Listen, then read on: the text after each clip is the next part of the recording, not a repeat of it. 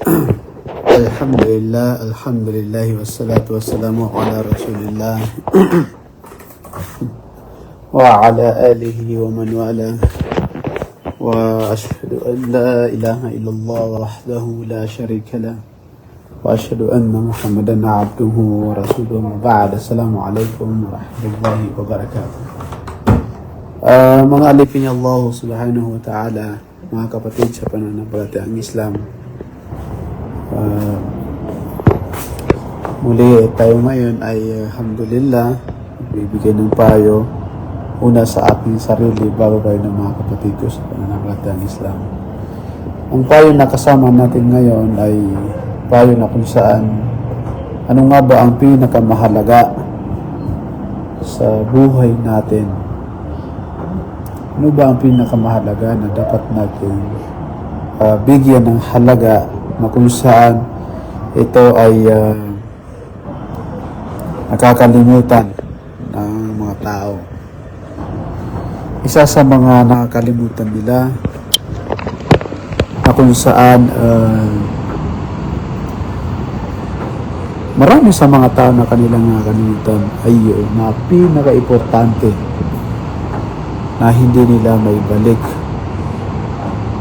Tanging pagsisi na lang ang kanilang iisip ay ito yung oras kung saan dito din tayo kung saan pinaka-dihado, kung saan tayo dihado, kung saan tayo lugi ay sa oras,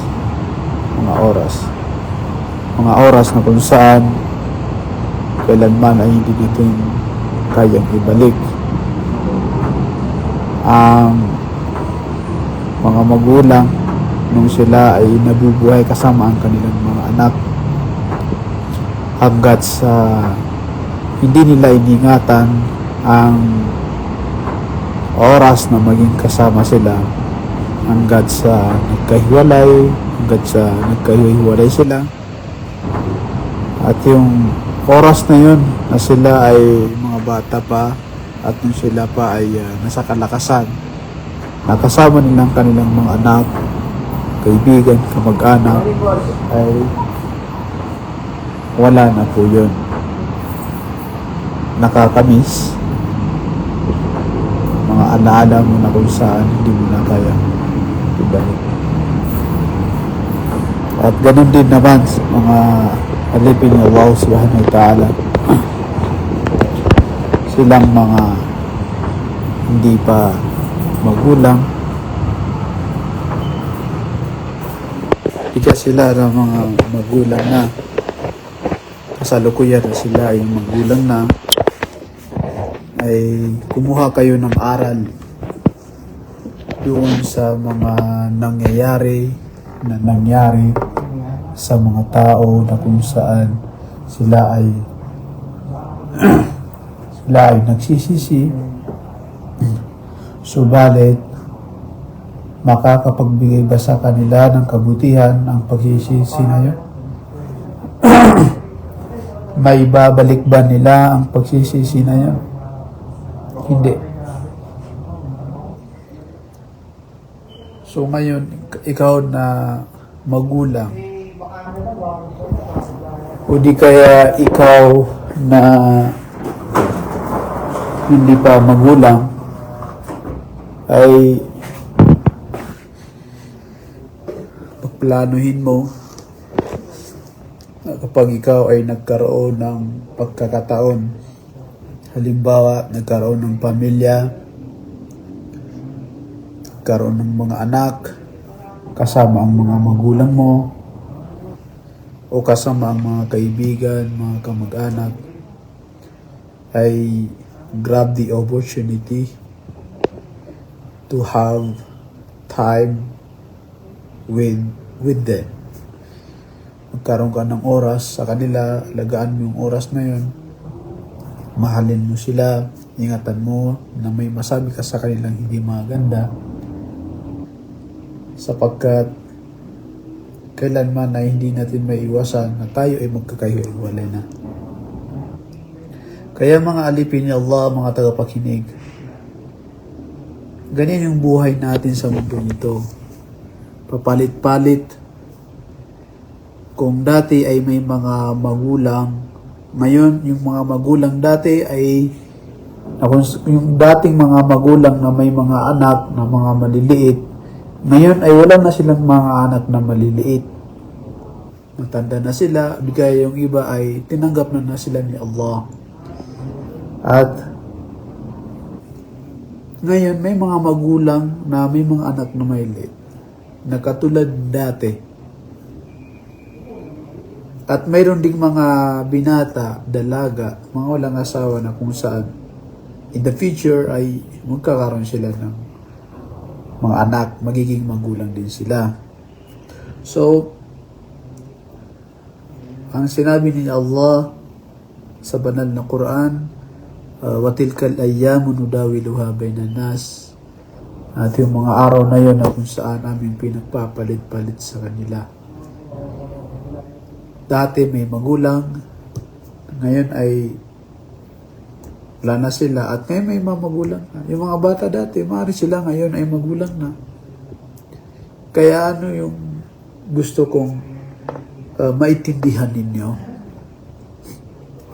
Kayong may mga magulang na may mga anak, ito yung pagkakataon na kung saan give time to your children, sa iyong mga anak, sa iyong asawa, bigyan mo ng oras ang iyong asawa, bigyan mo ng oras ang iyong mga anak, mga kamag-anak, kaibigan, sapagkat hindi natin maiwasan na tayo ay kakahiwalay. Pero din sa mga naghahanap buhay, maaaring magkakasama kayo ngayon, pero maaaring kinabukasan hindi na kayo magkakasama. Nakakalungkot, diba? Mga kaibigan mo dati, mga bata kayo ngayon, hindi na kayo magkakasama. So, isa sa pinakadihado sa ating mga kapatid, mga tagapakinig, yung oras. Kaya dapat mong malaman, kapatid, na dapat mong mahalin, bigyan ng importansya ang oras mo. Huwag kang papayag na ito ay sasayangin mo sa mga walang kwentang bagay. Mga, subhanallah, mga binata, mga may asawa, yung mga, kung kayo ay may bisyo, tigilan nyo na yung bisyo na yan. Ang daming pwedeng gawin, paka-importante. Pagbisita sa iyong mga magulang, sa iyong kamag-anak, napakarami. Yung pag-improve sa iyong sarili, napakarami na pwede mong gawin na dapat ito ay gawin mo, kapatid. Huwag mong sasayangin yung oras mo. Nakakalungkot talaga. Ang dami ngayong mga binata, maging ang mga magulang na sila, pero makita mo yung pagsasayang nila ng oras. Paglilibang nila na hindi nila alam, ito ay pagsasayang ng oras. Subhanallah. Iba pa yung oras natin sa ating Panginoon. Iba pa yung oras natin kay Allah. Tapos sasayangin mo lang yung oras tulad ng paglalaro, pag-i-ML. Sayang yung mga oras ninyo, mga binata, mga tagapakinig. Sayang yung oras. Huwag kayong papayag na nakawin ni Shaitan ang iyong mga oras. Si Shaitan laging ninanakaw ang ating mga oras. Yung mga walang makabuluhan na bagay ay kunan nyo. Okay, si Nail, bro, mashallah. Assalamualaikum warahmatullahi wabarakatuh. Waalaikumsalam warahmatullahi wabarakatuh. So, ang ibig kong sabihin po mga tagapakinig, kayo na may mga oras sa inyong mga pamilya, yan yung pagkakataon. Kasi pagka kayo ay tumanda na, malaki na yung mga anak ninyo, wala na yan. Hindi mo na may babalik yung mahilit kayo. Ganon din sa iyong asawa. Kaya sipagin natin na tayo ay may bigay natin yung mga karapatan ng bawat isa sa atin. Ang swerte ng mga tao na may oras. May oras sa kanyang pamilya. Kailangan balanse. Pagtatrabaho, sa iyong oras sa iyong pamilya, sa pakikipagkaibigan. Kaya wag mo sasayangin yung oras mo. Ang daming mga katulad ko, sa akong cellphone and laptop technician. Imbis na gawin ko ang isang bagay na, halimbawa, paglalaro, mas may na mag-training na lang ako. Hindi kaya i-enhance ko yung skills ko. Kaya makita mo, may mga gamit kami na ginagamit. Ayun o. Yung pwesto namin. So, huwag mo sayangin lang yung oras. Kasi, alam ko isang technician. Pwede mong gawin, mag-test ka ng motherboard mo, gamitin mo ang mga gamit mo, kung ang mga available dyan. Sayang yung oras eh. Kaya kinakailangan yung oras natin ay pangalagaan natin sa pamamagitan ng paggamit natin ng tama. Huwag natin ito sasayangin sa mga walang kabuluhan. Subhanallah, ang mga binata ngayon na kung saan makikita mo sila na puro na lang ML na sa cellphone nila, ML o ano pang mga laro dyan. Tapos pag may problema, magre-react din na ganito, ganyan. Ikaw mismo ang nagsasayang ng oras mo eh. Kaya sayangin yung oras mo, kapatid. Israf yan. Pagsasayang at ang pagsasayang sa relihiyong Islam ay hindi pwede. Hindi pwede ang pagsasayang sa relihiyong Islam. Kaya, inshallah mga tagapakinig, dapat ay malaman natin na ang oras ay parang buhay yan. Ang oras, kung sa mga Japanese ay time is gold. Sa Islam naman ay time is life. Kasi ang oras pag lumipas, yung oras na yun, hindi na may babalik. Yung oras na yun, yung oras mo, hindi na may babalik. Pero, marami sa atin na sinasayang natin yung oras natin. Huwag sana humantong sa ganung sitwasyon. Pagsasayang natin ng oras sapagkat tayo ay magsiyisi din. In the future, maaaring yung anak mo ay kausapin ka niya, aking tatay, wala ka man lang oras sa amin. Kung ikaw ay malakas pa, ngayon ay mahina ka na, it's too late, di ba? Kaya dapat balanse, huwag masyadong maging greedy sa mundong ito. Magbigay ka din ng oras sa iyong pamilya. Huwag maging isang greedy. Huwag greedy, kapatid. Okay. Si Hamim Sinbad. Guro mapiaso kapisan. Mga kaibigan mo, punta kayo dito. May kapihan tayo dito. Always, may kapihan tayo dito. So, ngayon, may nakatimpla tayong kape. Actually, nagkape na Hawaii na, pero medyo ubutin pa. Ayan.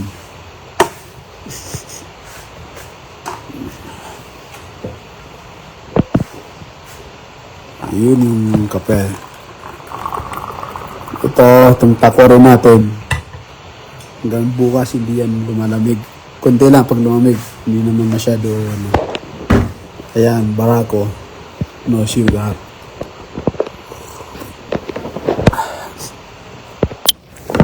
Okay, sa mga kaibigan ko, mga gustong di nila ako makita sa Maharlika dahil tadhana talaga. Kasi yung Magalong ay na taon naman na talagang magaling. Kaya naalis kami doon. Ito ay tadhana ni Allah. Yung mga kaibigan ko na pumupunta din sa Maharlika, nandito na po kami sa Mabini Shopping Center. Tayo dito, kape-kape, at may tinapay dyan sa baba, pwede tayo bumili. Kaya okay, ganun yun mga tagapakinig. Ngayon, ito yung oras mo. Oras mo yan sa iyong kung may pamilya ka, may anak ka, oras mo yan para sa iyong pamilya. Kung oras ng pagtatrabaho, magtrabaho ka. Ganyan dapat. Pagka nag-sunrise, tumayo ka, and then maghanap buhay ka. Actually, ngayon ay Yawmul Jum'ah, araw ng congregation din namin mga Muslim, na kung saan we Muslim, especially the men, we are obligated to come to our masjid to do the congregation day, makinig sa sermon ng aming mga mata sa amin, mga pastor, or imam, or ustad, or sheikh. Makinig sa kanila mula sa kanilang mga payo. So, Yawmul Jum'ah, pagka kami naghahanap buhay at nag-adhan o nag-calling prayer, mga 11:30 or 11:40, we have to stop our work and then we have to go to our mosque or our masjid. And that is obligado po. We are not allowed to choose what time we have to go. Kumbaga, hindi pwede yun. Kailangan pumunta talaga kami. So, yun mga alipin ni Allah, mga tagapakinig. Pangalagaan natin ang ating mga oras. Huwag natin sasayangin ang ating mga oras. Sayang na sayang talaga ang ating mga oras sa mga walang kabuluhan ng bagay ay ating ginagamit doon. Panood. Pwede ka naman manood, huwag lang sobra. Pwede ka naman maglaro, pero huwag naman sobra. Pero yung nagiging addict ka na doon, yun ang hindi tama. Yung sumusobra. Pag lahat ng sumusobra ay haram, lahat ng sumusobra ay pinagbabawal ito sa ating reliyon. Pagsasayang ng oras. At iwanan mo yung mga bagay-bagay na wala naman, hindi naman magikinabang sa iyo. Ang sinabi ng Propeta Muhammad sallallahu alaihi wasallam, ihris ala ma yanfa'uka. Ang bigyan mo ng halaga, importansya, sabi ng Propeta sallallahu alaihi wasallam, ay yung makakabuti sa iyo. Yung makakabuti sa iyo. Kaya na nabubuhay ka, hindi ka lang mag-isa, may pamilya ka. Ang gawin mo, yung mga bagay na makakabuti sa inyo. At inshallah mga kapatid sa pananampalatayang Islam, mga tagapakinig, kinakailangan mag-isip-isip tayo, araw-araw, oras-oras, bago pa mawala ang mga panahon na yun. Bago pa mawala ang iyong kalakasan, bago pa mawala ang iyong kalusugan mo. Yung oras na yon. Itong oras na yan, yung oras na yan, yan ay oras mo ngayon. Huwag mo itong sasayangin, kapatid. Dahil pag dumating na yung araw na ikaw ay matanda na, swerte mo na kung matanda ka na, paano kung patay ka na, di ba? Wala ka na sa mundong ito. Kaya nakakalungkot. Isipin din natin na may kabilang buhay. May araw ng pag-uukom. May araw ng pagtutuos. May araw ng kung saan kasiyahan. May araw ng habang buhay na kasiyahan. May araw na habang buhay na kalungkutan. Lahat ng mga bagay ay may hangganan. Ang iyong edad, ang iyong trabaho, ang iyong pamilya, lahat yan may hangganan, mga kapatid. Subalit yung hangganan na yun, sa araw ng pag-uukom, ikaw ba ihanda doon? Kinakailangan handa tayo sa araw ng paghukom. Kinakailangan ay magbaon ka, kapatid. Kinakailangan ay gumawa ka ng gawa, mga magandang gawain na sa ganon ay sa araw ng paghukom ay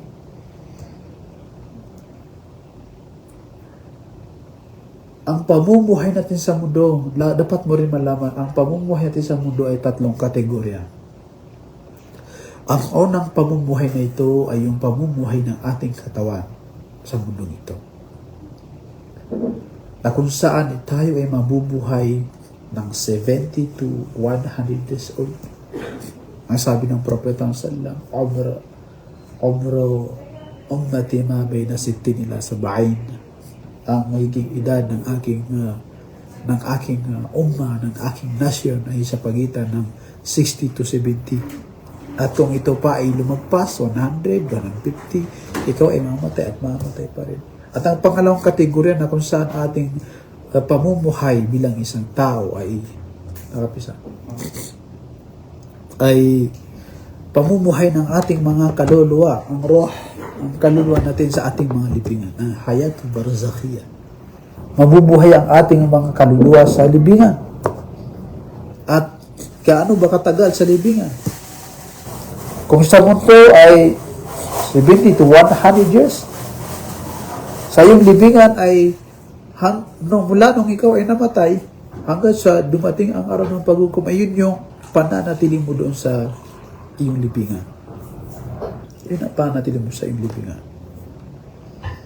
Kung 1,000 years na nasa libingan, 1,000 years na sa libingan bago sumapit ang araw ng paghukom.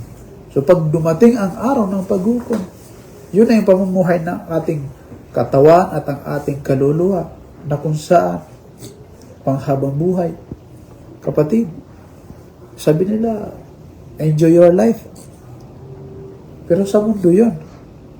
Yung sinasabi nila, enjoy your life sa mundo. Pero lagi mong iisipin na may kabilang buhay. May kamatayan eh. Meron bang namatay na bumalik? Wala tayong subhanallah. Kaya, pursigihin din natin mga kapatid, mga tagapakinig, na hanapin yung katotohanan. Sino ba ang tunay na dapat sambahin? Yan ay dakilang tagapaglikha. Huwag tayong sasamba sa mga ribolto, mga Diyos-Diyosan. Huwag tayong sasamba doon, sapagkat yan ay pinagbabawal. So mga tagapakinig, hanggang dito lang ang aking may babahagi sa inyo. Assalamualaikum warahmatullahi wabarakatuh. Kape. Kape kayo mga kapatid. Ito, may kape dito.